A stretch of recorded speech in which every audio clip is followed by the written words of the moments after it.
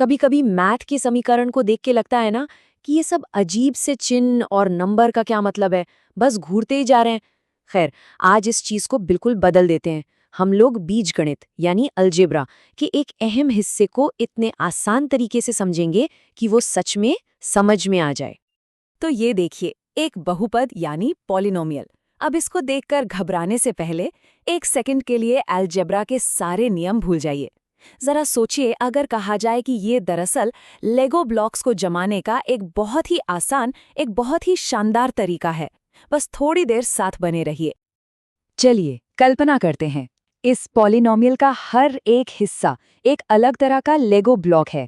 जैसे कि बड़े बड़े भारी एक्स स्क्वायर वाले ब्लॉक्स हैं, फिर बीच के साइज के काम आने वाले एक्स ब्लॉक्स हैं, और हाँ, वो छोटे छोटे भरोसेमंद यूनिट ब्लॉक्स भी तो हैं।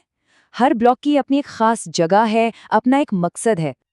अच्छा, अब ये जो औपचारिक परिभाषा है ना, इससे डरने की जरूरत नहीं है। असल में ये बस मैथ की भाषा में कहने का एक फैंसी तरीका है कि मेरे पास अलग अलग साइज के ढेर सारे लेगो हैं। बस ये वो भाषा है जिससे हम अपने ब्लॉक्स के कलेक्शन को एकदम सटीक रूप से बता सकते हैं। और देखिए, यहीं पर हमारी लेगो वाली सादृश्यता सच में काम आती है। ये जो घात या डिग्री है ना, वो बिल्कुल हमारे सबसे बड़े लेगो ब्लॉक के साइज जैसी है। ये बताती है कि हमारा ढांचा कितना जटिल हो सकता है। और अचर पद या कांस्टेंट टर्म, वो तो हमारी नींव है, फाउंडेशन, उन्हीं छोटी छोटी इकाइयों का ढेर जहां से हमने शुरुआत की थी। ठीक है, तो अब हमने अपना लेगो सेट खोल लिया है, हर टुकड़े को समझ लिया है। तो अब वक्त आ गया है कुछ बनाने का। पर इस खेल के नियम क्या है, चलिए देखते हैं।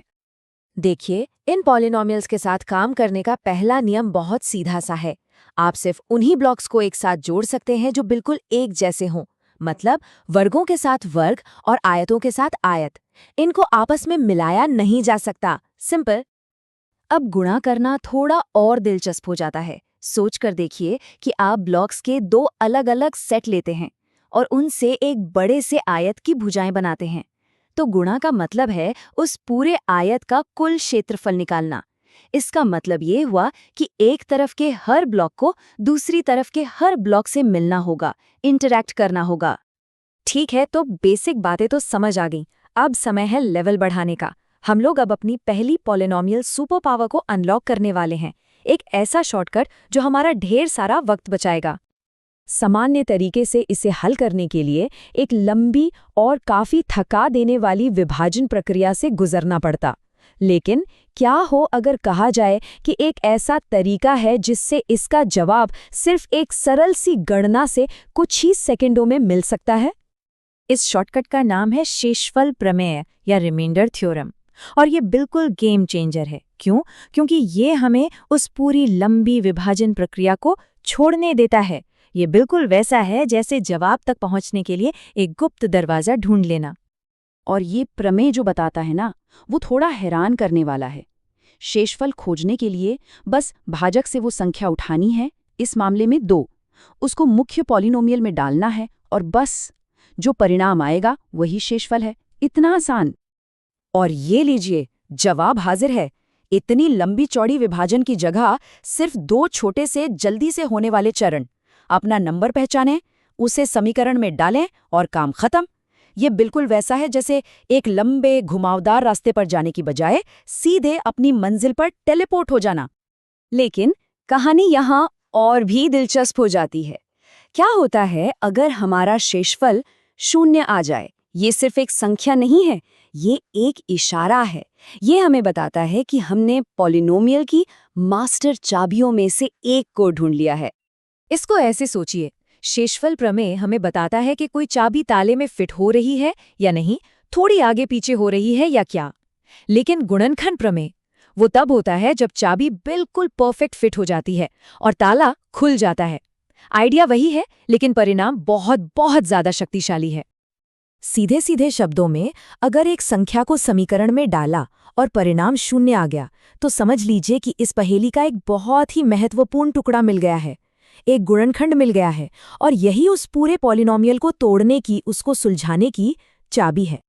और ये शून्य परिणाम, ये हमारी हरी बत्ती है। ये पुष्टि करता है कि हमें एक सटीक गुणनखंड मिल गया है। इसका मतलब अब हम इस पॉलिनोमियल को सरल बनाना शुरू कर सकते हैं, इस टुकड़े को बाहर निकालकर देख सकते हैं कि अब पीछे क्या बचा है। लेकिन हम इन गुणनखंडों को ढूंढने के लिए इतने बेचैन क्यों हैं?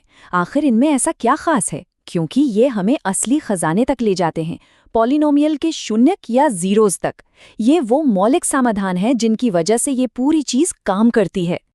शून्यक या मूल को ढूंढना पॉलिनोमियल के सबसे जरूरी सवालों का जवाब ढूंढने जैसा है। अगर इसका ग्राफ बनाएं तो ये वो अहम बिंदु हैं जहां फंक्शन एक्स अक्ष को काटता है। ये पूरे समीकरण के लिए एंकर पॉइंट की तरह है।